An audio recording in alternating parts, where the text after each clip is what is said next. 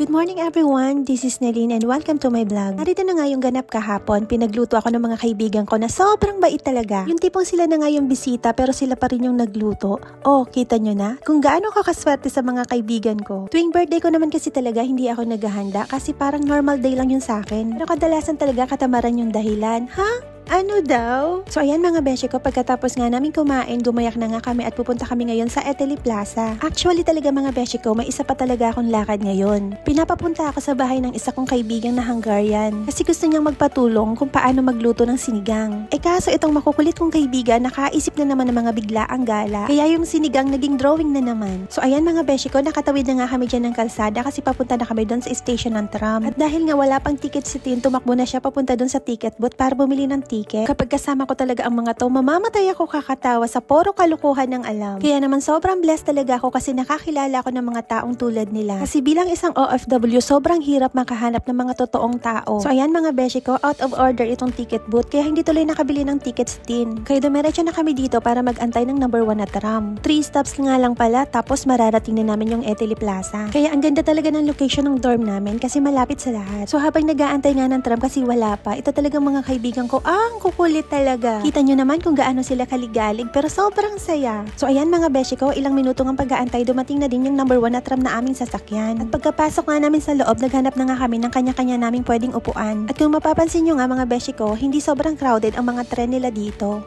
Hindi katulad sa mga tren sa Pilipinas na sobrang siksikan. At ang pinaka-worst, bukod na nga sa siksikan, madudukutan or mahihipuan ka pa. Kaya ang laki talaga ng pinagkaiba ng Pilipinas kesa dito. At sa 2 taon na paninirahan ko dito sa Hungary, ni minsan hindi pa ako nadukutan. Wala naman daw kasing madudukot sa akin. Ha? Ano daw? Charot lang mga beshi ko. So ayan, after ng ilang minutong pagsakay sa tram, narating na din namin itong Eteli Plaza. Isa ang mall na to sa talaga namang pinupuntahan dito sa Hungary. Pagkahinto nga ng tram, isa-isa na nga kami bumaba. Pala mga beshi ko, tapos na nga pala yung winter season dito sa Hungary at ang kasunod na ay ang spring. Saan season na to sa pinakagusto ko kasi sakto lang ang init at sakto lang din ang lamig. At sa season din na to mga beshi ko, dito mo makikita yung mga cherry blossoms. Kaya sobrang excited na naman akong makakita ng mga bulaklak ng cherry blossoms. So ayan mga beshi ko, pagkatapos nga namin tumawid ng kalsada, pumunta na kami dito sa entrance para makapasok na doon sa loob. At dahil Women's Day ngayon, sobrang dami ding tao. Dito kasi sa Hungary, sineselebrate nila yung Women's Day. Meron ba nun sa Pilipinas? Feeling ko kasi wala. So, ayan mga beshi ko, ang una nga namin pinuntahang store ay ang Zara. Puro nga lang ako dyan pa-cute sa mirror kasi naman ayaw ko nang tumingin-tingin at ayaw ko nang gumastos. Naman wala na naman talaga akong pambili kasi wala pang sahod. Kaya naman naisipan na lang namin na umupo na lang muna dito sa labas. At ang sunod naman na store na pinuntahan namin ay ang H&M. So ayan, dahil may ganap kami sa Sabado, nagsukat-sukat nga muna kami ng mga shades dyan. After nga namin makapamili ng shades na gusto namin, pumili na sila sa counter para magbayad. At dahil sobrang bait ng kaibigan kong si Ate Helen, siya na daw yung magbabayad ng shades ko. Lalo niya na daw yun sa akin kasi nag-birthday naman daw ako.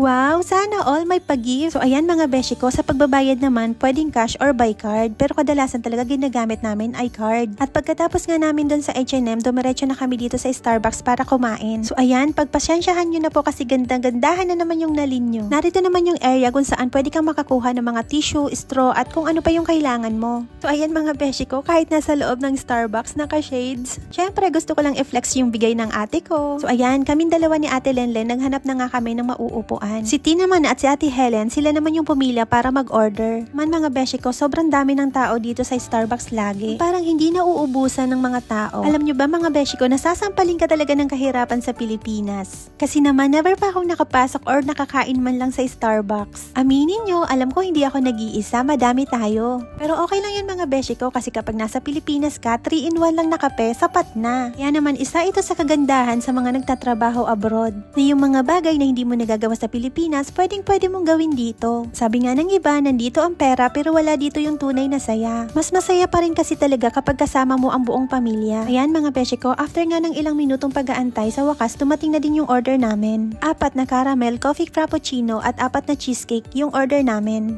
Sa tuwing kumakain ako dito, ito talaga yung lagi kong ino-order. Ang sarap naman kasi kasi talaga ng drinks na to, tapos may partner pa na cheesecake. So ayan, nahahawaan ko na ata sa pagiging content creator itong mga kaibigan ko. Sige, push mo yan Tin at susuportahan ka din namin. Ayan, sa wakas natapos din yung pictorial ng mga pagkain. Ay hindi pa pala, ayaw talaga ni Tin paawa. Saya talaga kasama ng mga to, nawawala yung problema ko. Problemado? Charis lang mga beshi ko. Alam naman natin na lahat naman tayo may problema. Nasa pagdadala at pagalingan na lang daw sa pag-handle. So ayan mga beshi ko, finally nag-start na nga kami dyan na kumain. At syempre habang kumakain, kung ano-ano na namang kalokohan ang napagkukwentuhan. At may pag-cheers pa lang nalalaman sa mga inumin. Alam nyo ba mga beshi ko na sobrang ingay namin, pinagtitinginan na kami ng mga lokal. Pero okay lang yon kasi hindi rin naman namin sila naiintindihan. Sinaman kapag nagkakasama-sama kaming apat, sobrang iingay talaga namin. Sinaman itong si Ate Lenlen kapag nagpatawa, grabe. Nag-umpisa na nga akong kumain dyan ng cheesecake at talaga namang napakasarap ng pagkain to. Kaya naman lagi kong binabalik-balikan. Nga pala mga beshi ko, madami ka namang pwedeng orderin kapag nandito ka na sa Starbucks. Makakapamili ka ng iba't ibang pagkain, pati na rin yung iba't ibang inumin.